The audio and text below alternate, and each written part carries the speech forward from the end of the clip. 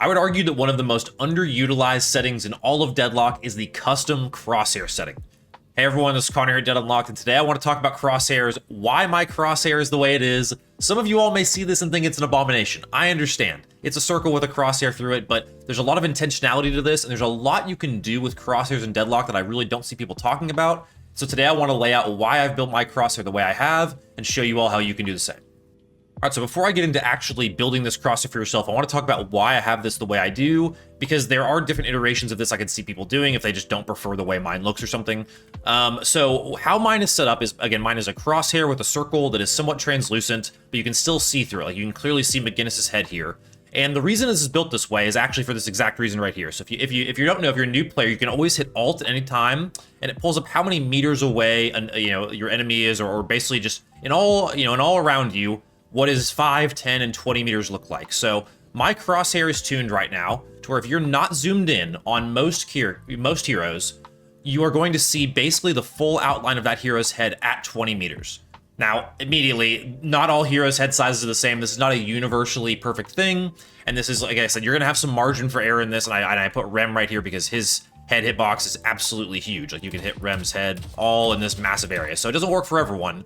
But also, in my mind here, Rem's head is pretty easy to hit. You really don't need any guidance with that. But the reason why I do this, actually, and which also it's different when you're ADS, I'll get to that in a second, but why I do this is because so many abilities in Deadlock in particular have AoE to them, and there are certain things that have just different meter fall-off ranges. So I would never want to be in a game and be like, oh, I'm 20 meters away, I'm going to do this, and no one really does that. People just kind of have the feel for their abilities already in their head.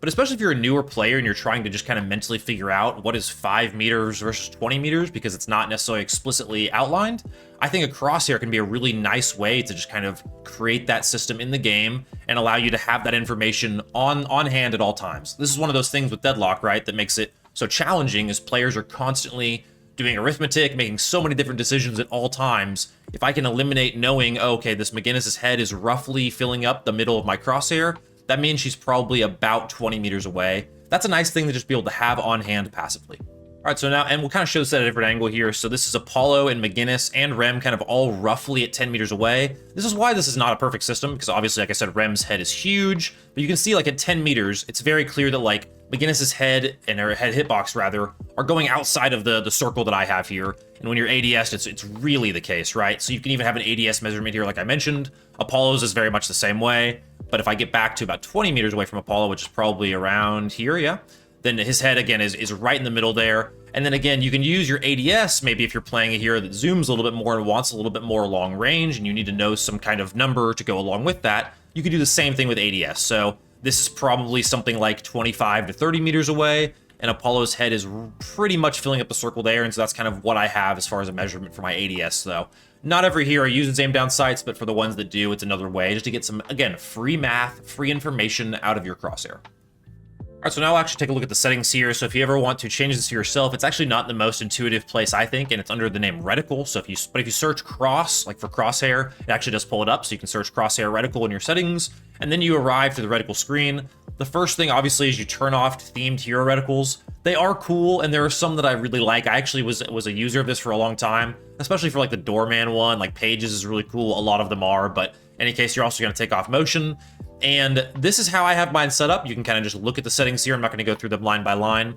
But one thing you can do here, I believe it's in like the dot size, is you can change this dot size to different numbers, basically depending on what you want in terms of your like distance, right? So if you are maybe a little bit higher rank and you feel like your aim's a little bit more solid than mine, I have feel like a little bit of a margin for error in my circle. A phantom player, proudly, I guess, but you can also make that reticle quite a bit smaller, and you can really change it to whatever you want. Like I said, just kind of tune it to fit a different distance that you might want to use. But there's a lot of other things you can do here. You can make these colored. If you switch around here, you can make, different color combinations for your crosshair if you want. You can kind of make it your own. But I would play around with these settings, just kind of go in and toggle them around. This is essentially what I did to get to this point. Then I would go to the kind of hero range, try it out, and then I got the idea of figuring out that I wanted it to be a certain meters away to kind of fill up most heroes' head boxes, and that's just kind of how it worked out. So these, again, are my settings if you want to try this for yourself. I've really enjoyed using this crosshair.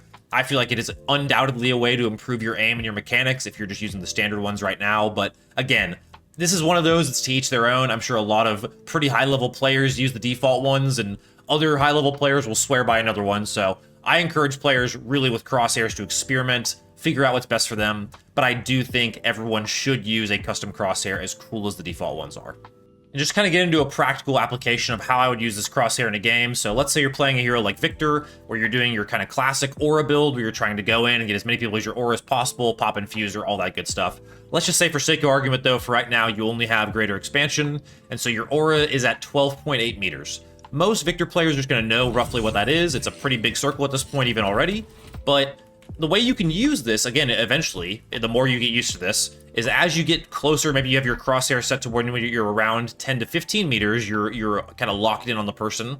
So you're like, oh, I know in this area, based on kind of what I know about my crosshair, that I can probably go ahead and hit aura at this point. And then you pop it and you're able to, like I said, just on the boundary of that, go ahead and hit a hero like Apollo. So there are different ways you can do this. There are different abilities that kind of work this way. And I would encourage you to kind of tune this around maybe your most played hero. Or again, maybe the math part of it is not interesting to you, but I think there are ways. The point I'm really trying to make here is I think there are ways that crosshairs and Deadlock can be used as kind of information gatherers and ways to take out some of the data calculation that you're constantly doing in a Deadlock game and give you some passive information. This to me seems like a no-brainer, and this is one of the things that differentiates Deadlock from a different FPS like Valorant, where you might want a really precise crosshair for that to try and land as many precise headshots as possible. That's still important in Deadlock, especially on certain heroes, but it's also important to be able to get a lot of other information because of the kind of MOBA hero shooter kinds of elements to it. So anyway, just my 2 cents on crosshairs. I think it's a really kind of under talked about thing in the Deadlock community so far. I'd be very curious to hear what other creators have in terms of their crosshairs, whatever you all are using. Definitely let me know in the comments. But as always, thank you all so much for tuning in. From our house to yours, we'll see you all next time here at Dead Unlocked.